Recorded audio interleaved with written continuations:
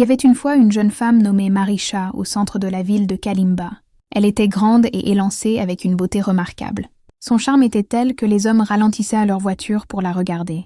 Certaines femmes se comparaient secrètement à elle. Sa peau avait l'éclat du bois poli exposé au soleil. Cependant, un détail venait tout gâcher derrière cette apparence attirante. C'était son hygiène personnelle. Marisha était une championne de la malpropreté. Son hygiène intime était particulièrement négligée. Elle pouvait porter le même sous-vêtement pendant 1 mois complet sans le laver. Son salon était rempli de poussière. La seule ventilation venait d'un vieux ventilateur en plastique qui brassait de l'air chaud. Cet air circulait au milieu de mouchoirs sales et de cartons de repas abandonnés. L'écran de son téléviseur avait des traces de doigts graisseux. Le tapis n'avait pas connu de nettoyage depuis 2 ans. Sa cuisine représentait un véritable cauchemar. L'évier était submergé par des casseroles, avec du riz brûlé et des sauces séchées. Les cafards se déplaçaient en toute liberté. Elle ne préparait pas souvent à manger. Et quand elle le faisait, elle utilisait toujours la même casserole sans la nettoyer. Même sa salle de bain témoignait de son état. La cuvette des toilettes était tachée, le lavabo était obstrué et le miroir n'était jamais essuyé. Souvent, elle s'endormait avec ses vêtements de travail. Elle ne se démaquillait pas et ne se lavait pas. Malgré cela, chaque matin en sortant, on aurait dit qu'elle se préparait pour un événement mondain. Elle paraissait élégante et parfaitement mise. Elle mettait de la poudre sur son visage et se vaporisait de parfum. Pour le monde extérieur, elle demeurait magnifique. Son maquillage était toujours parfait. Ses ongles étaient vernis suivant les dernières tendances. Ses jambes semblaient luire d'elles-mêmes comme si elles étaient sous un projecteur. Dans son quartier, les gens l'avaient surnommée Madame Élégance. Elle occupait un appartement avec 2 chambres. Pourtant personne n'y était jamais entré. Ni ses amis, ni sa famille, ni ses prétendants.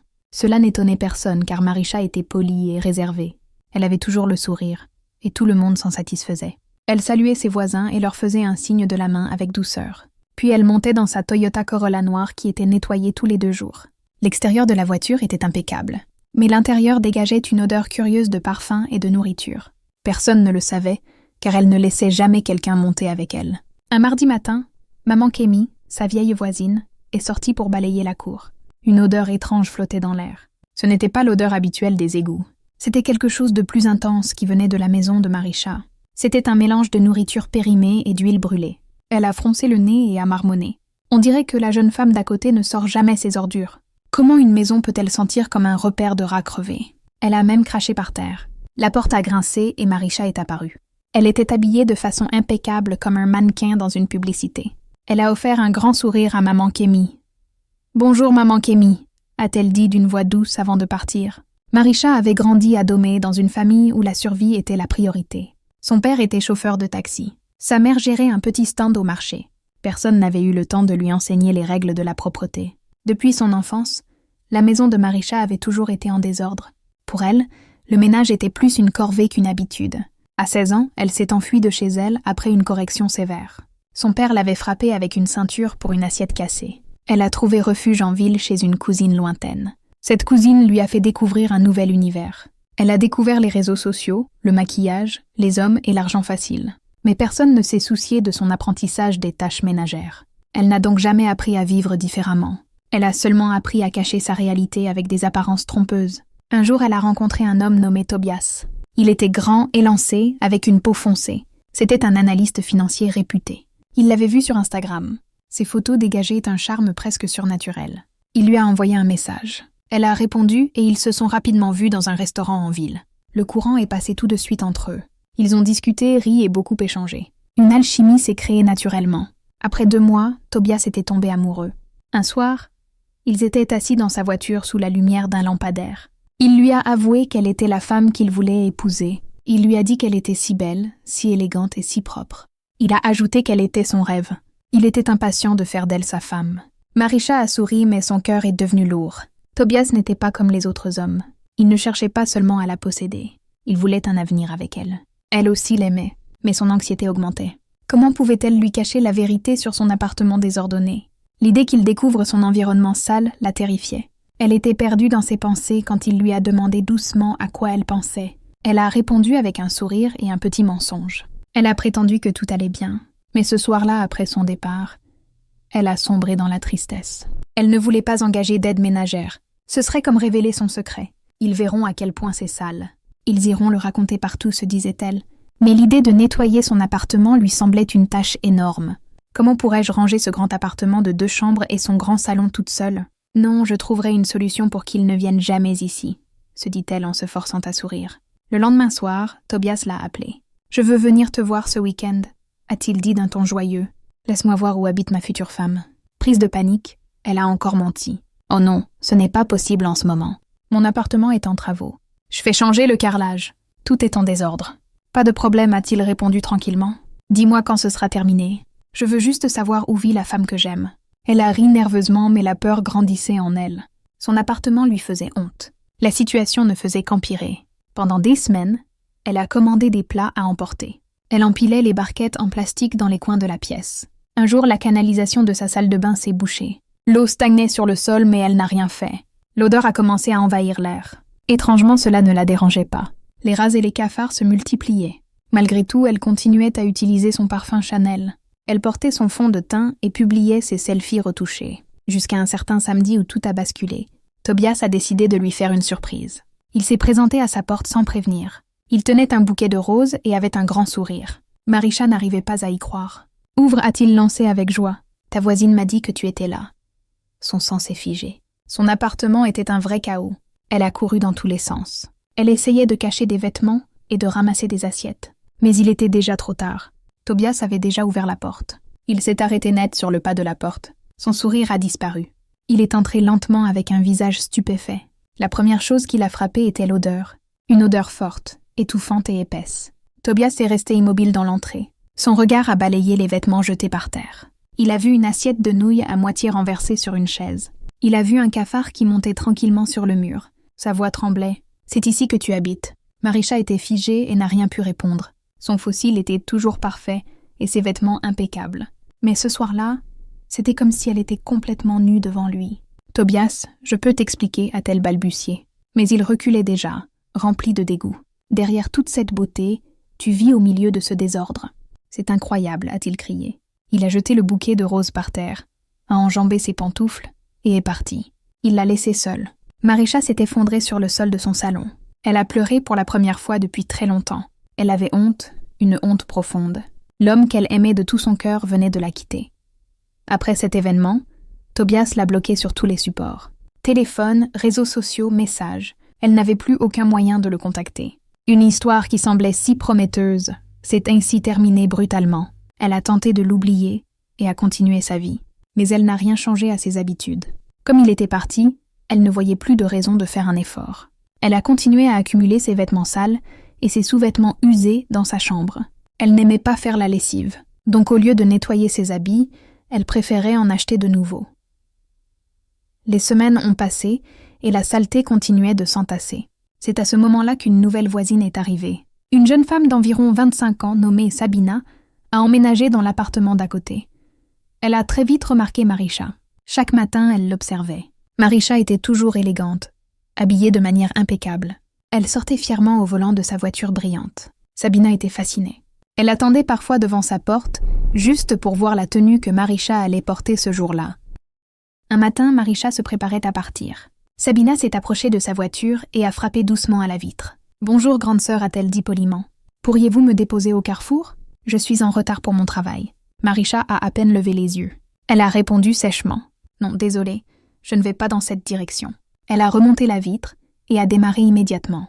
Sabina est restée immobile, choquée par cette froideur. Elle voulait sincèrement être amicale car elle l'admirait beaucoup. Mais Marisha était terrifiée à l'idée qu'on découvre son mode de vie. Elle évitait donc tout contact proche. Sabina a interprété ce refus comme de l'arrogance. À partir de ce moment, elle a commencé à ne plus l'aimer et même à la détester. Quelques semaines plus tard, un jeudi soir, le propriétaire a chargé Sabina d'une mission. Elle devait collecter les contributions pour le ramassage des ordures ménagères. Vers 18h, la plupart des locataires étaient de retour. Elle laisse donc passer de porte en porte. Ce soir-là, Marisha était rentrée. Elle avait eu une journée très difficile.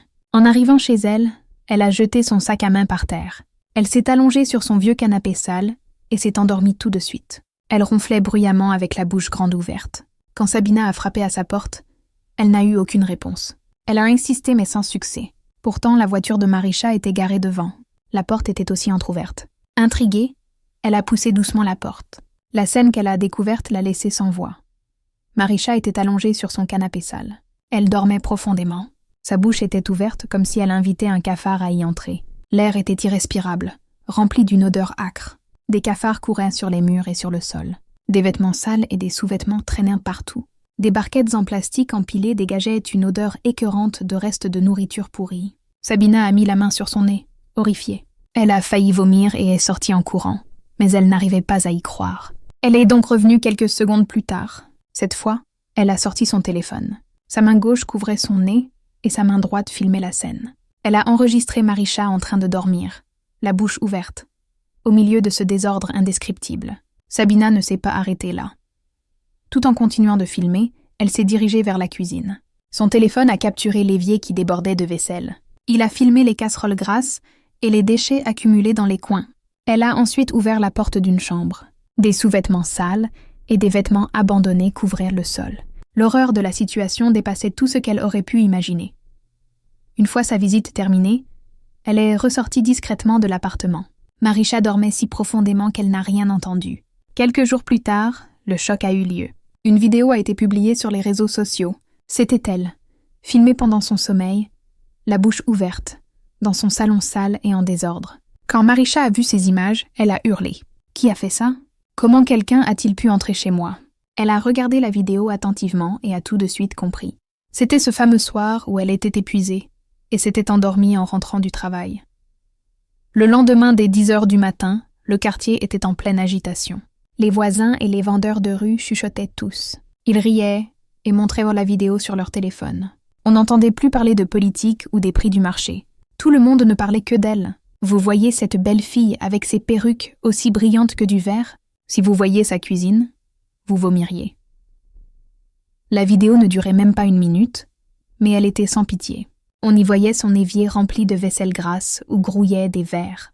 Il y avait des gros plans sur les cafards. Le téléphone de Marisha a été inondé de messages. Ses amis lui transféraient de la vidéo. Certains se moquaient ouvertement. « Ma copine, c'est vraiment ta cuisine, ça ?» D'autres étaient plus choqués et écrivaient « Marisha, qu'est-ce qui se passe ?» On ne comprend pas.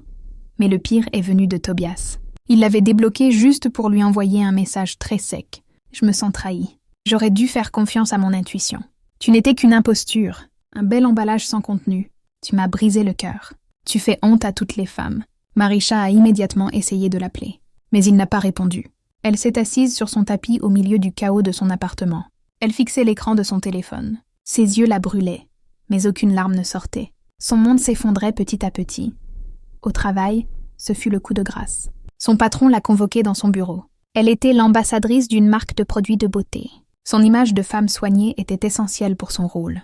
Le directeur a pris son téléphone, a lancé la vidéo et a simplement demandé « C'est bien toi ?» Elle a baissé la tête et a hoché la tête en signe d'accord. Il a soupiré longuement, partagé entre la pitié et la déception. « Marisha, tu es talentueuse, mais cette vidéo est devenue virale. Notre marque défend la propreté et l'élégance. Nous ne pouvons pas gérer un tel scandale. Je suis désolée, mais notre collaboration s'arrête ici. » En une seule phrase, elle a perdu son emploi. En rentrant à la maison, la situation était encore pire. Ses voisins la regardaient étrangement.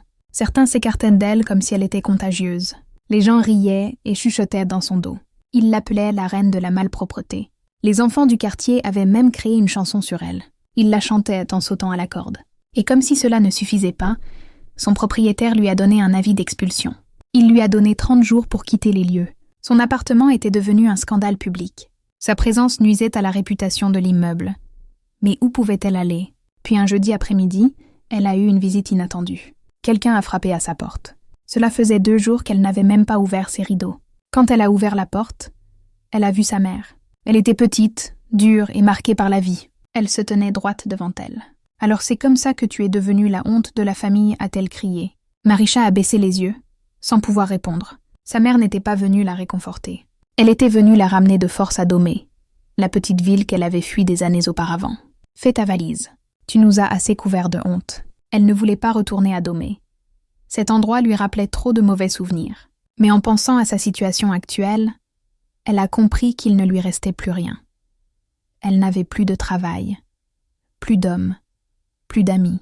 Elle n'avait même plus une image à protéger. Alors, résignée, elle a fait sa valise et a suivi sa mère. De retour dans la maison familiale, son père n'a pas dit un mot en la voyant. Il a simplement tourné le bouton de sa radio pour augmenter le volume. Sa vieille chambre l'attendait. Elle était poussiéreuse, sombre, pleine de toiles d'araignées et de souvenirs d'enfance. Pendant plusieurs jours, elle n'a rien fait. Elle restait allongée dans son lit. Elle évitait Internet, fuyait les moqueries. Elle a renoncé aux selfies et aux fossiles. Elle s'est enfermée dans le silence jusqu'au jour où elle a accompagné sa mère au marché. Ce matin-là, elle a commencé à l'aider dans son commerce. Elle a servi 5 clientes en même temps.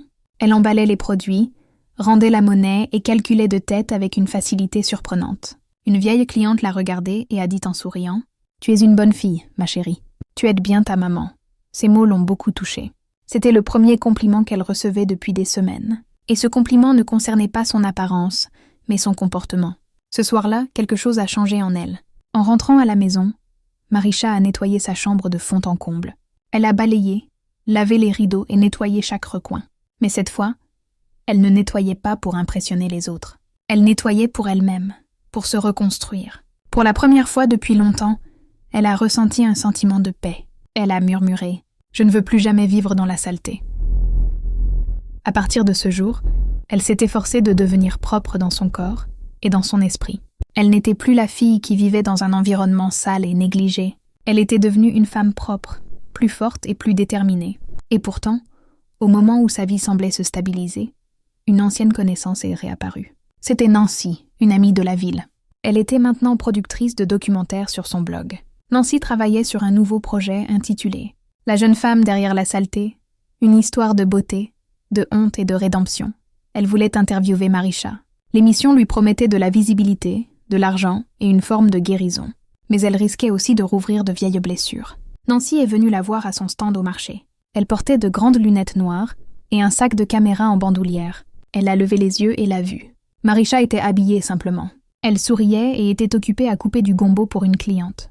Quand Nancy a baissé ses lunettes, Marisha est restée figée, stupéfaite. « Nancy, c'est bien toi ?» Marisha, ma chérie, a répondu Nancy en ouvrant les bras. Elles se sont étreintes chaleureusement, heureuses de se revoir après tant d'années. Mais Nancy n'a pas perdu de temps. Elle lui a tout de suite expliqué la raison de sa visite. « Je travaille sur un documentaire. Le thème, ce sont les vies artificielles, la beauté de surface, les mensonges des réseaux sociaux. Et je veux que tu participes. » Marisha a eu le souffle coupé. « Tu veux que je raconte ce qui m'est arrivé ? Oui, ton histoire, ta chute, le scandale. Mais aussi ce que tu as ressenti. Le monde a besoin d'entendre ta vérité, » a répondu Nancy. « Mais tu n'as pas à me répondre tout de suite. Réfléchis et appelle-moi demain. » Ce soir-là, allongée sur son lit, Marisha n'a pas trouvé le sommeil. Et si les gens se moquaient encore de moi ? Et si Tobias voyait la vidéo ? Et si tout cela détruisait le peu de dignité que j'ai retrouvé ? Mais au fond d'elle, elle savait qu'elle en avait assez de se cacher. Sa réputation était déjà détruite. Elle n'avait plus rien à perdre. Qu'ils disent ce qu'ils veulent, pensa-t-elle. Je suis fière de la nouvelle femme que je suis devenue. Personne n'est parfait. Chacun a ses défauts. Le lendemain, dans une petite pièce transformée en studio, elle a accepté l'interview. Face à la caméra, Marisha s'est livrée sans réserve. Elle a parlé de tout ce qu'elle avait gardé pour elle depuis le scandale. Son manque d'hygiène, sa paresse pour les tâches ménagères, comment elle a eu un déclic après le scandale. Sa honte et son long chemin vers la reconstruction qui a exigé beaucoup de discipline. Une semaine plus tard, le documentaire a été mis en ligne sur le blog. En 48 heures, il a dépassé le 1 million de vues. L'histoire est devenue virale. Les internautes, au lieu de se moquer, ont ressenti de la compassion.